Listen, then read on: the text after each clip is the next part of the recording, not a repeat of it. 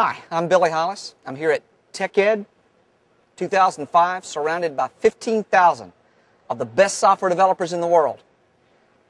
But I know something that apparently a lot of people don't know. There's a dark secret about this crowd here at TechEd among these software developers.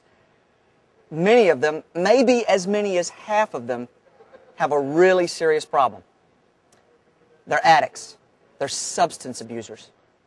Now, I know this is hard to believe, but I want to try to explain to you how I found out about this insidious problem. For years, I've tried to talk to the developers that work on my team about the benefits of doing less code, about why it's wonderful to write as little code as possible so that you can have less maintenance, you can get your projects done faster. There are so many, many benefits. And the basic message that I've had to get down to at a very blunt level is just tell them, stop writing code. And that really doesn't make any sense to them because their typical response, and I bet lots of the folks here and the folks listening to this have the same response, is, how can I stop writing code? That's my job. No, it's not. You've made it your job, but that's not what your job is. Your job is to produce software, functional, complete software, hopefully with the absolute minimum amount of code. Okay, yeah, I know. You've got to write some code. That's a part of the process. But the reason people tend to want to make it their job is not because that's the best way to do things. And it turns out that the reason people don't want to embrace the message of less code is because of their addiction. It took me years to figure this out. When I tell them to write less code, I find out they just don't want to listen to it. They look at me and say, yes, Billy, and they go back to their desks and just keep on writing code. And now, after years, I've figured out what the problem is. They're addicts. And that's the dirty secret of this business. At least half the people in it are addicts to code. All of you know code addicts. Many of you listening may be, in fact, code addicts. And so I'm not. I mean, you probably look at this wild hair and go, yeah, he's one of them. He's one of those code addicted guys. No, that's why I do writing. That's why I do architecture and design and things like that. I write code because it's a chore. It's the thing to get finished. But most of the people in this industry are not like me. And I can tell you the warning signs to spot the addicts. Here's something I've seen a lot of times. A developer will work very intensely on a piece of software. He'll really work at it just with this incredible focus, and he'll get finished, and he'll stand back from it, and he'll look at it. And then this shudder will kind of go through his body. And I know what he's thinking when he does that. He's thinking, man, that was some good code. Now, folks, that's the behavior of an addict. If you're listening to me, and this experience strikes you as familiar, if you've ever done that, then it's time to confront this problem. So here's what I want you to do. I want you to do this right now. I want you to raise your right hand and repeat after me. I am a code addict. See, that's the first step. You've admitted the problem. It's a substance abuse problem. I mean, look at the indicators. Look, CodeHeads, CodeHeads. I mean, there's only one letter difference there. And what do they both do to get their fix? Well, they do a few lines, don't they? And you can also tell an addict, let me tell you the second warning sign. And I see this in the industry all the time. An addict will blow off activities that they know they should do in order to feed their addiction. Well, how many developers do you know you can't get them to do requirements? You can't get them to do specs. You can't get them to do architecture. You can't get them to do documentation. Why not? Because that does not feed their addiction. They got to get back to that desk, man. They got to write that code because they crave it. This explains a lot of things to me in this industry, things that I kind of didn't get. Test-driven development, for example, which is interesting, and I think it's nice, and it has a place in this industry. But I've talked to people about test-driven development, and they have an almost religious fervor about it. I talked to one guy, and he wrote this method that didn't return anything yet. And he wrote a test to make sure it didn't return anything. It was in a presentation. And I said, why are you doing that? He said, well, you know, I have to make sure it doesn't return anything. And I said, well, you're just going to throw that code away. And his answer was nonsensical, but I finally understood what the problem was. For him, test-driven development is just a way to write more code. That's all it is. Now, I have to admit that this addiction is probably not as bad as cocaine. It's actually maybe a little more like smoking when I think of it because of the issue of code maintenance.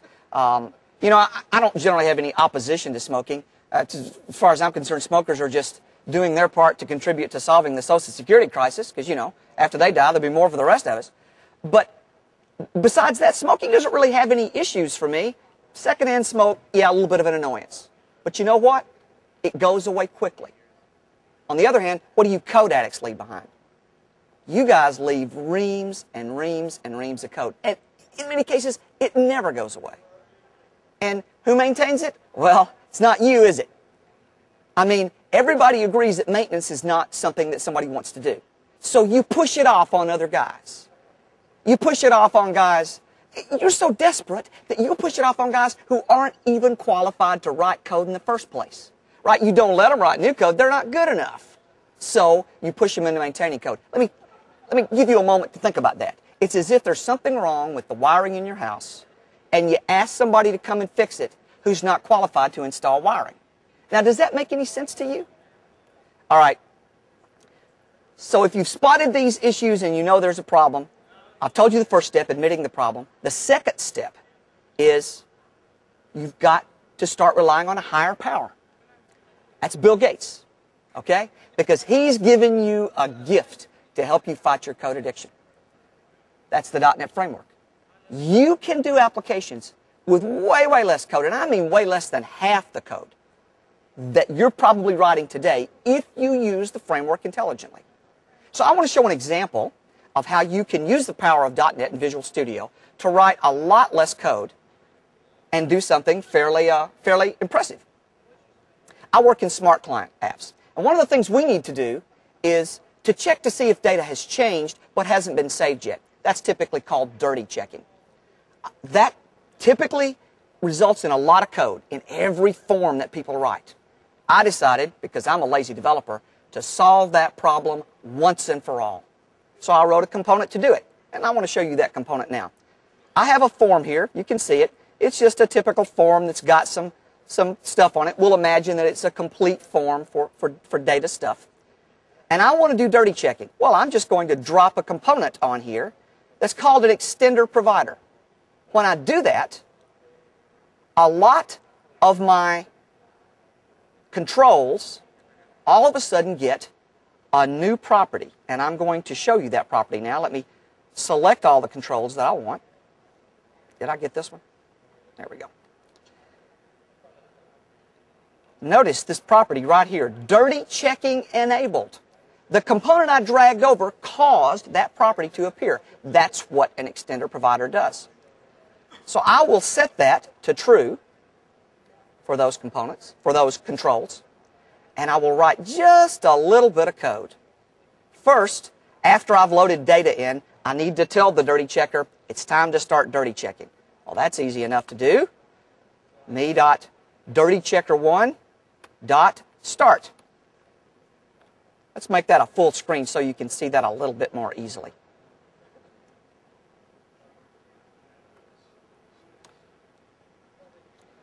All right. And then, once the dirty checker detects that there is a change in the dirty state, well, the dirty checker has an event. And that event is called dirty changed. I've got a button on the form that's for saving.